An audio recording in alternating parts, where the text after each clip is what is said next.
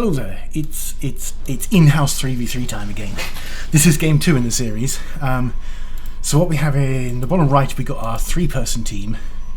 We got Shazoo, who's like Diamond 1 Protoss. We've got Trophy, who is Freddy. He's like Platinum 3, I think. Zerg. And we have Jaden, who is very much a beginner. And Shazoo's doing something. And in the top left we have Crannon, who is a Diamond 1. I think he is main Terran, considering how he kicked arse in game 1, if you'll pardon my French. And with him his Alpha, who, let's call him Platinum 1 right now, but he's learning very fast. The real question is, so I'm here observing, also Gator's observing. I really wonder, has he changed his UI? Did you remember in the break? This and many other questions will be answered at some time. I've changed my UI to the default one so I can see everything. Cool. So, in game 1, they played on Rosebud, which has 2 very distinct different attack paths. This one has very much a more central one. You kind of get pocket bases, and you have a front ramp to defend. Surprisingly enough, in the map that has 2 attack paths, the team with 3 players lost. And in fact, as I was saying to them when they were going to play 2 players against a single Archon, it's the team with the extra players that should be putting the early pressure on, because you start with the extra workers. You have 150% of the income of the other team, so you can even sacrifice a little economy just to get that early army to put that early pressure on. And in game 1 they chose not to do that. They said, well, I'll go for a 7-minute timing, and by that time the other team have already hit with their 5-minute timing, and then you don't have the army, and then you lose the game. And that isn't spoilers. Okay, so we're walling off from our own Nats in Team South. Like I say, Jaden is very much a beginner, and Alpha is Freddy is quite a beginner as well. So Shazoo's expanding forwards, which is good. It gives like the Zerg the opportunity to take 3 bases all together. Say, well, he's not doing it. Okay, maybe they're leaving the 3rd base for Jaden. The problem is, the back is already vulnerable to drops, and we've already seen that the Terran opened drops last time, and I can't see that this is going to be any different. He's going to go for the 2-on-1, which means that this base is almost guaranteed to die. And when he then drops in the back, maybe that will have bought enough time for Freddy, but we'll see. He's already putting guys on gas, so this is a muta build. Okay, he's a little bit of work on his worker management, but that's okay. He's trying. He's doing stuff. Looks like the proxy didn't happen from Alpha. So Shazoo, I mean, sorry. You never meant to. It was a bit of AI being confused by a wall off. Right. Yes. Cool. So the probe wanted to go in, but the AI just told the probe to go to the closest possible place to the base, and that apparently was over there. So there are 4 gold bases on this map: bottom right, bottom left, top right, and 2 pretty much in the middle. That we've had some humdingers on this map, and so sometimes you get into being like 15 minutes into the game and you're really fighting over these gold bases. 15, 25, whatever. And sometimes a strategy of going straight to the gold at the beginning, and then a fight at the 5-minute mark when this chap's expanding to the left finds it. At any rate, the drop has gone out, the drop has been spotted, and again it's hitting Shazoo first, but this time the drop is actually going to die before any Marines unload. Blink, literally. Oh, we can almost count it down. 2 seconds. No. Okay, so the drop is dead, just not quite in the way assumed. So this is the time you can do the overcharge. There is the overcharge. The Nexus, the shield battery not being targeted down, so pretty much nothing from the drop dies, which is total. So 2 probes have gone down in total, which now really puts the pressure back on Team North. The real question is, will they have 3 bases each? Because in 3v3 it's 2 bases each, but when there's only 2 of them, the Terran moving to a slightly more defensive posture. Okay, so there's going to be a redrop from the Terran. This blink to the high ground will do absolutely nothing with 2 Immortals covering that tank. But the Zerg here, Freddy, doing the right thing in just now taking the bases, because the offensive capabilities of the Terran have been reduced to, well, this one Liberator that's going to come out. He can try a redrop with it, but now the army sizes. The Team South is scaling. Team South is the top 3 here actually. So Team North's army is bigger right now. It has to be said that Jaden Jelly here is unlikely to be able to muster a big power army. We've advised him that he should just go charge out Immortal Archon, move that to smithereens, and I remember when we played a team game, I think it was with Gator, and we were against Magnath, and he wasn't Masters at that time, but he had 2 Masters partners with him, and all he did was charge out Immortal Archon to support his teammates, and it was enough. The damage that all 3 of them put down together. So should Jaden here manage charge out Immortal Archon, he'll be a great support. But if Shazu's going to go into Colossus, as it looks like he will have a formidable army.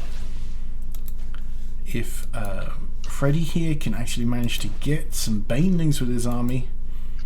Okay, so Team North is together. This is the big thing. This is Rommel in North Africa. he's got the British on the right in Tobruk. He's got the Americans swarming in on the left. What does he choose to do? Is he going to go to the left, get the Americans first, or is he going to go to the right here and take the British out? It looks like he's going to try and isolate the British, go back to Egypt, you swine. But no. Alpha. Oh dear, this is it. The supplies have been stuck in Germany, and Rommel, he's out there on his own. Okay, that's better. Okay, just in time. I say just in time, just not in time really does Alpha come in. And in the end, the Germans are surrounded. Rommel is ill and has to be sent home. How gaming replicates history down to a T.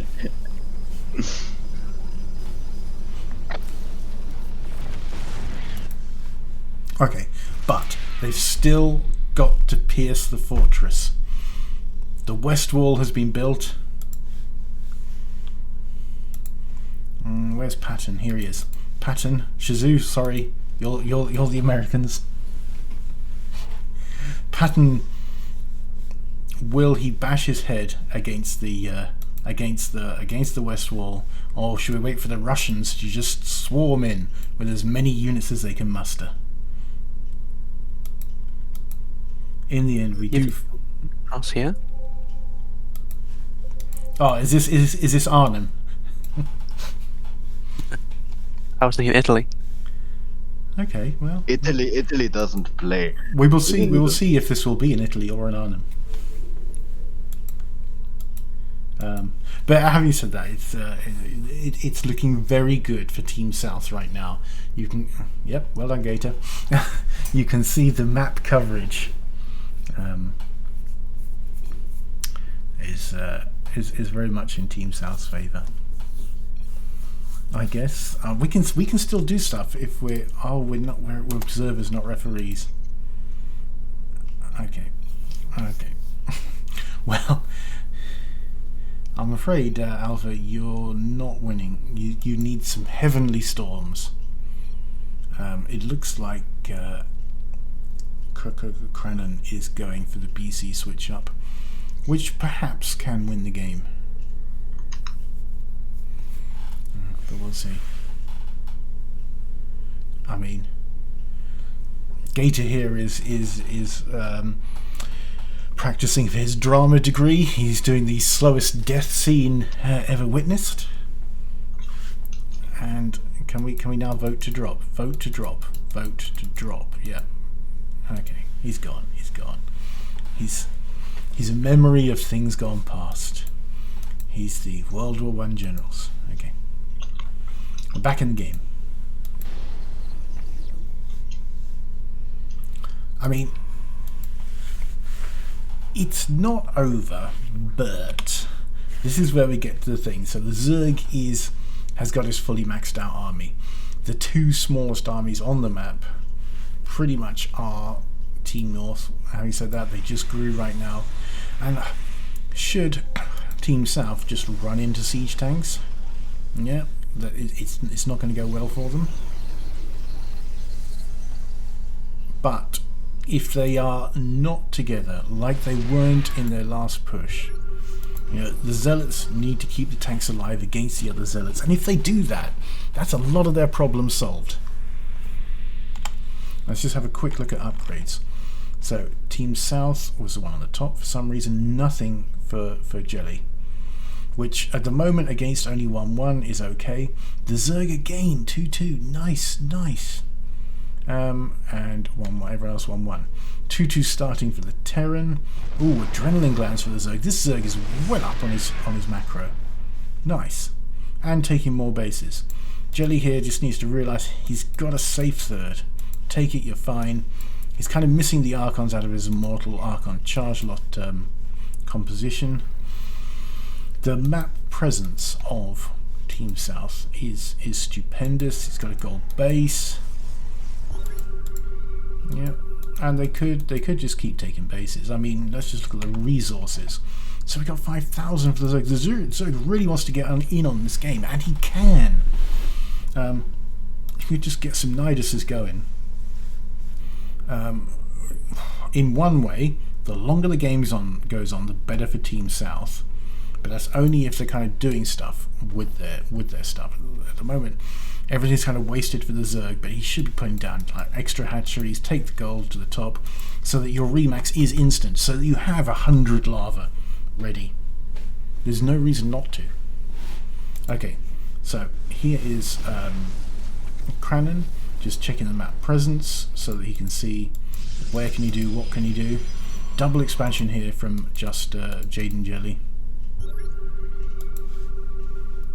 And the charge lot Immortal Archon from Alpha is okay. Let's just check that the production tab shows more upgrades. Shazoo's +3 starting already. How quickly it went from +1 to +3. Team South, Team North, yes, +2 going on. Jaden Jelly though, still no upgrades. Okay, they have to move as a team. Only 2 BCs. It might be too early to show the BCs. No air attacks, but air armor for sure. So the Zerg army is going to die, and let's just keep an eye on the production tab to see when it gets renewed. Taking one army at a time really is the way that Team South wins. But remember, Prisms on their own cannot attack. The tank's now able to hit the Immortals. So the Immortals great on their own, great as a unit, but when they are on their own and just having to take tank shots, they're in trouble. This is a great push by Shazoo, and getting these two BCs on their own was great, but unfortunately, even with those great disruptor shots, he is going to get cleaned up. Okay, he got a lot out alive, but the reset, obviously the reset is in favour of the team with more bases. Instant remax from the Zerg. BC's taken some of the disruptors out, but let's see. Oh, the tanks on their own. Actually, there's so many tanks. I don't think this is... Oh, no! Oh, that's a really unfortunate unsiege, but where's the support for the Terran?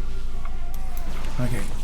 Alpha's Prism, kind of used as an army unit. He should put it on just a separate hotkey. Okay. Cranon there saying, let's get moving.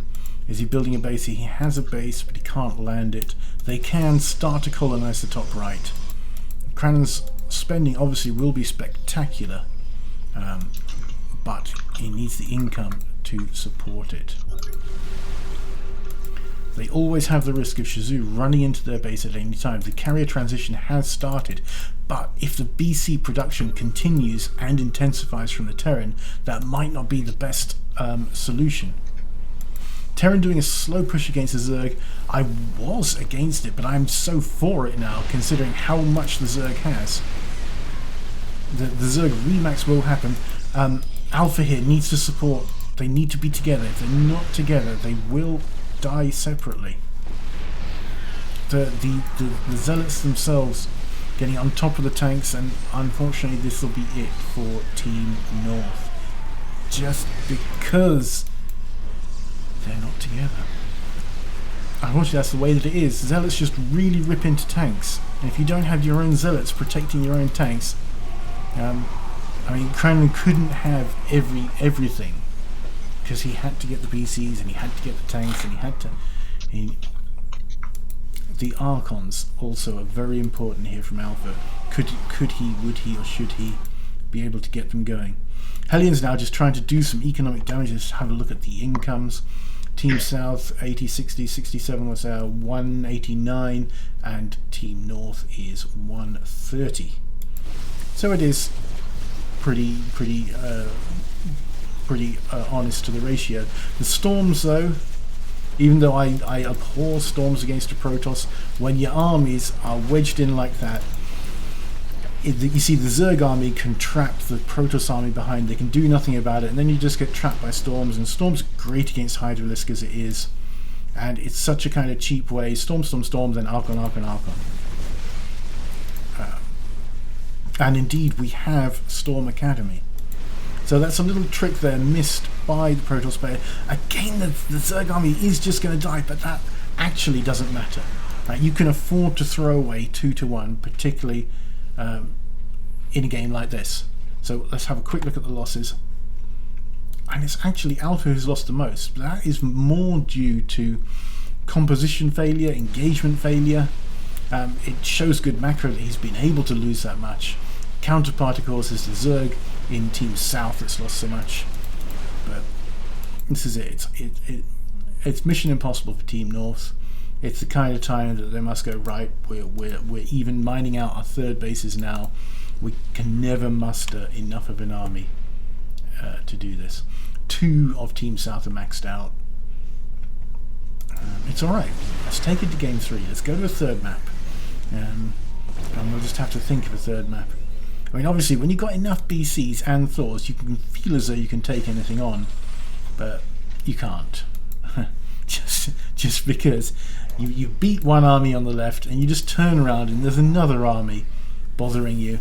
And even if they don't do massive damage, even just edging away at what you've got. You see, again, separate armies, now they're vulnerable. And always when you're that little bit behind, it just gets emphasized you're now a lot behind. So now his partner turns up, but it's too late.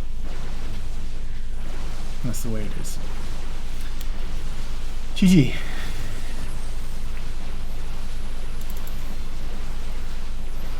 Okay. If you spend all your time just blinking your stalkers, right, then what are you going to do against the other 2? Yeah? There's one come up behind him. Right, he's got 2 stalkers left. Maybe now's the time. There you go. GG.